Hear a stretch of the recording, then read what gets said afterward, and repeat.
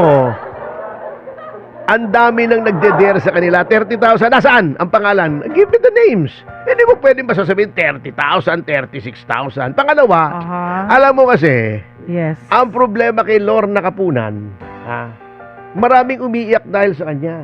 Bakit naman? Yung mga sanggol sa kami mga batang paslit, alam mo, pag nakikita si Lorna Kapunan, oo, naiiyak. Bakit naman Ewan maiyak? ko, hindi ko alam. Balita ko lang eh. Oo. Basta nakita siya, Grabe, yung iba Oh my nga na nangangailangan pa ng counseling eh. Ayan. Sorry, Manny Remedios. Ayan. Anyway, napasigaw. Oo. eto, sinabi ng Secretary General Yes. ng Senado, akalain mo, eto, ako napapakamot na lang ako sa mga abogadong ito na hinahayaan nila yung kanilang mga bias ay mag-color sa kanilang opinion na hindi naman po sila counsel de parte. Ibig sabihin, dapat sila nasa gitna. Kaya nga di ba Balance lang nag-trial dapat. Opo. to prevent surprise? Ayun. Sabi niya, pwede pa daw surprise witness. Ha? Surprise witness sa impeachment trial, basta 3 days before sabihan lang. Oh. Kasi daw, ito katuwiran niya. Pwede daw kasi sa rules of court. Pwede ba yung ganun? Sorpresa lang? Kaya nga, although nasa rules of court, pwede naman po. Pwede naman. Pero, you have to remember, suppletory lamang. Suppletory. Happy 2.2K live viewers. Yan. Maraming salamat Thank po. you po. Ayan. Sa YouTube tayo, ha? Hindi po conclusive ang rules of court sa impeachment court. Hindi katulad sa trial court. Opo. Oo. Anong ibig sabihin suppletory? Supplement lang kung walang sinasabi na ibang rule, yun na mag-a-apply. Ngayon, we have to remember na sa trial court, anong pinag-uusapan sa trial court, di ba? Kung criminal case, sinong pumaslang, di ba? Sinong sumuntok, sinong sumaksak, sino nagnakaw, sino nakabangga. Tama. Kung reckless imprudence, kung civil, dapat bang i-annul ang marriage, dapat ka ba magbayad, may utang ba, magkanong interest, etc. Valid ba yung sanla? Dito po, iba po ang pinag-uusapan sa impeachment court. The impeachment of impeachable officers at 2 elected na officers lamang ang pwedeng ma-impeach. Yung iba syempre appointed yung mga heads and members of constitutional bodies like the COA, di ba? Opo, yes. COMELEC, yan, ombudsman, yan ang mga subject to impeachment. Hindi naman elected yan. 2 lamang ang elected officials na pwedeng ma-impeach. Ang Pangulo at ang pangalawang Pangulo. Ayun. We have to remember, hindi po pinag-uusapan dito sinong nagnakaw, sinong nakabangga, di ba? O kahit sinong pumatay ng 1, 2, 3, 4 na tao. Opo. Ang pinag-uusapan ba rito, dapat bang matanggal ang isang halal ng 32 million na Pilipino? Di ba? Hindi ngayon, ano? So yun ang problema. Attorney. Dito. Hindi po basta-basta na dapat kung anong nakalagay doon sa rules of court, kung yan ikasasama ng function ng impeachment court, yan na ang gagamitin mo. Alam mo kung bakit ginagawa nila to? Yes. Hindi pa rin sila ngayon sigurado. Ang prosecution ay hindi pa rin sigurado sa kanilang ebidensya. Hanggang ngayon, naghahanap pa rin sila ng ebidensya, kaya gusto nila ay pwede ang surprise witness. At kinakatiga naman sila nitong Secretary General na ang pumili dito, handpick dito, nung grupong inagaw yung leadership kay Cayetano kasi gusto nang agawin yung leadership para nga kontrolado nila ang impeachment. Halatang halata po kayo, mga kasama. Konting swabe naman.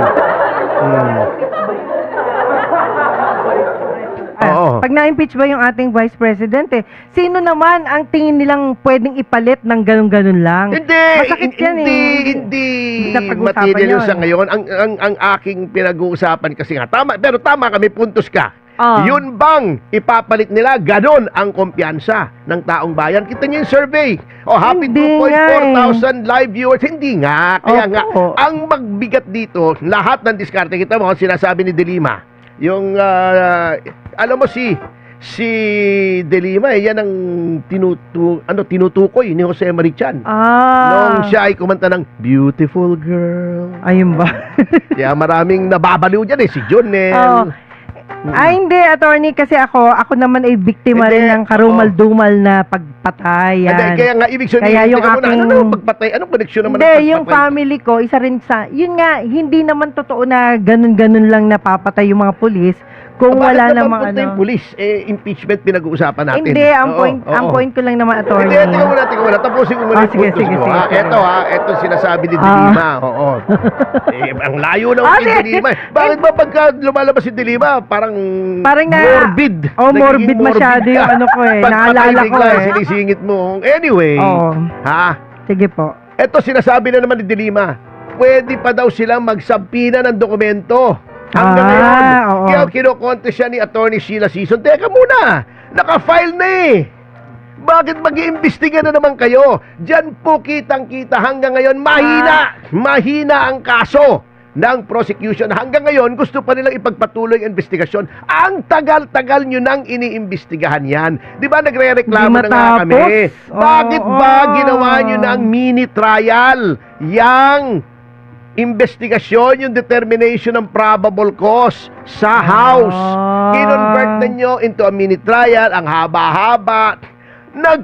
Tumanggap pa kayo ng testimonya ni Madriaga na lumabas naman palang kamoting kahoy na may ulalo, di ba? Hindi pala totoo yun.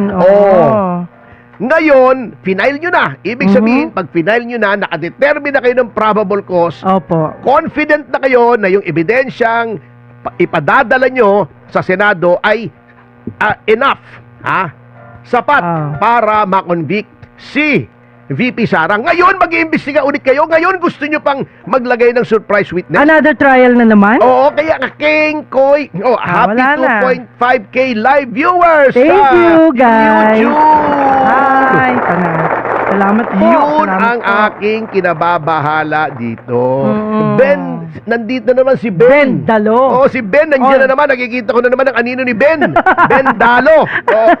Ang problema nga kasi, very malleable yung Secretary General. Kasi nga, yun ay handpicked. Yan lahat ng nangyari sa Senado, sinasabi ko sa iyo, ay for two reasons lamang. Lahat ng kaguluhan, pagsuspindi ng Sergeant at Arms, pagsugod ng NBI, pag-imbestiga kay Marcoleta, panag-imbestiga kay Cheese, ICC ni Bongo, yung tinatakot si Bato, pag-imbestiga sa mga Villar, all of these things, dalawa lamang po ang purpose niya. Number one, para itago yung kapwitan nila na pagnanakaw nilang 1 trilyong piso. Trilyon! Yan ang totoo. Higit.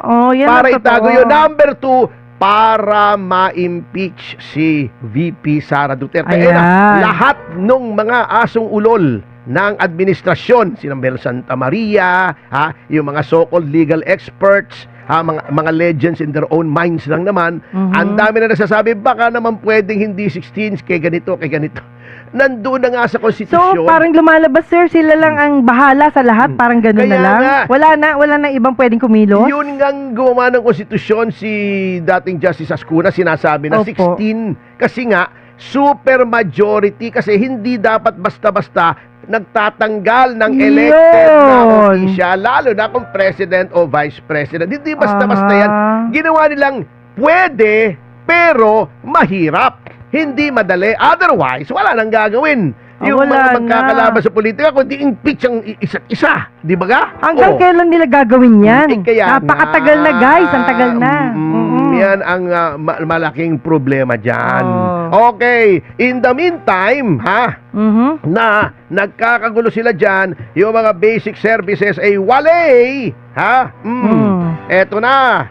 Papalapit naman ang papalapit. Ang Bagyong Francisco. Kahapon nga umulan na, di ba? Opo. Ayan.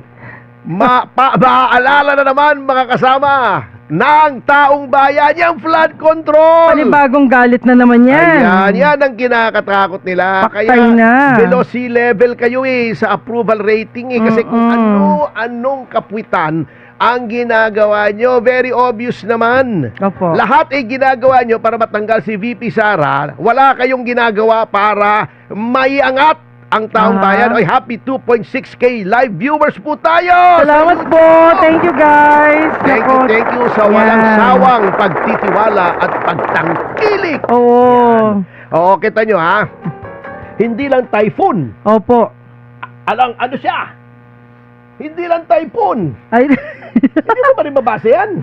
hindi lang typhoon, syempre. Ano nga? Super typhoon pa. Yes. Mm-mm, Parang yan. nandyan si Superman tsaka Supergirl dahil kita mo, ha? sobrang lakas na yan. Yan. Ang tulin ng kanyang ihip ng hangin ay Umabot sa 185 kilometers per Per hour. hour. Oh, Malapit sa center ay, yan, happy ha? 2.6K live viewers.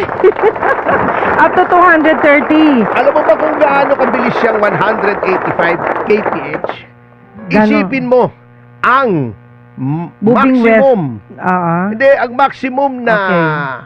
pwedeng itakbo lamang ng sasakyan sa highway, 100 kph. Mabilis na yun. Yes. Nakatakbo ka na ba, Victor? Ah, ng 100 kph? Nakatakbo ka na ba ng 100 kph? Hindi, mababa lang O, ako. kaya nga yung 80 medyo natatakot ka na ron Oo. Nabibilisan ka na. Eto, Tumataas na yung puwet ko dyan. ay, ganun ba? 185 Abay, kilos. para tumaas yung puwet mo, mahirap yung gawin. Ang laki ng puwet mo Oo, Mataas eh.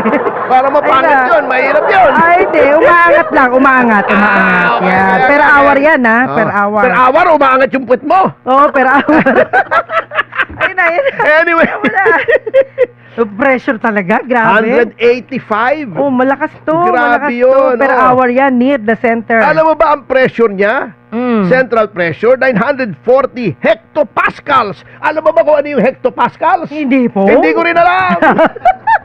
Kala ko alam mo talaga. Hindi ko alam. Okay. Ako akong meteorologist dito. Malapit na, Anyway, malapit na. Sige po. ang puntos natin dito, yan, pag yan ay tumama na naman dun sa mga flood-prone areas. Paktay na.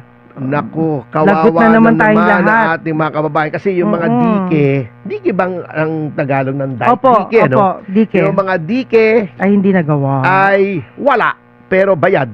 Yung Oo. pinapakita sa akin Hindi na naayos. pinapakita sa akin ni Manong Chavit. Opo, Ha? opo. Mm-mm. Dokumentado niya sa Ilocos Norte, project ni Sandro Marcos. At may nagsabi pa, pinakapangit na lugar na raw ngayon ang Ilocos Norte. Samantalang dati maganda yan. Nandun ba yung prosecution team ng House of Representatives? Ewan ko. Kasi sabi mo, Ewan ko. pinakapangit na lugar eh. Oo. Hindi, kasi yun yung nakita ng marami. Okay. Nakita. Hindi ba nagin mo? Kaya dapat daw, hindi dapat daw, attorney, pinapaganda yun dahil ang nakaupo ngayon ay mga taga roon. Halos. Diba? Kung taga roon nga, mga pangit naman. Hindi pagandahin dapat nila. Okay. Anyway, Mm. alam mo ba, pinakita ni Manong Chavit, Ano? isang project, dalawang budget. Wow, na double timer kayo. Ngayon, Mm. meron pa siyang pinakita ha. Opo. Ito ayon sa pinakita sa akin ni Manong Chavit. Dalawang dike, isa inumpisahan dito sa isang Tapos? banda, isa sa other end. Ang galing. Pagdating, hindi nagtugma. Hindi nag-abot Hindi yung gitna. nag-abot, hindi tapat. Ay, kagaya ko rin yan. lulusot yung tubig doon sa pagitan, pambihira. Malabo rin mata niyan. Baka nakalimutan din yung salamin, ano? Ay, malabo din niya, malabo. At saka meron, Opo. pinuntahan niya yung lugar. Siya Aha. mismo nag-ikot para Okay. siyang ICI ha. Ang galing, Pero oo. magaling nga si Manong Chavit eh. Opo. Binalik niya. Fully paid. Wow. Wala. Fully paid na, times 2 pa. Wala pa. Wala pa. Mabigat. Ang tindi naman ng mga ano dyan, mga bossing dyan. Bago may tinignan siya, ang Ayan. planong sinumite sa DPWH. Siyempre yung the usual plano. Okay. Ano yun eh, dike eh. Paano mo mawi-withstand yung floodwaters? Malakas ang puwersa niyan ha. mahirap Kung hindi yan. solid. Wasak agad yan. Eto, yung loob nilagyan na ng buhangin, Opo. tiniktik lang yung buhangin bago nilagyan na ng manipis na Ay. simento. Mas makapal pa yung muka ng mga congressmen na nangontrata kaysa doon sa simento. Uy, grabe ah. Ibig Yan sabihin eh, para lang matapos na. yan ang malungkot Ayan. na kapalaran ng ating bayan. In the meantime, na Reality to. wala silang ginagawa kundi pagtakpan yung flood Oh, control. reality at, talaga to ha. Oo, at lahat ginagawa para Oo. masigurong ma-impeach si VP Sara. Itong mga habagat, yan. O, di ba no Sabado? Nag-blackout na naman.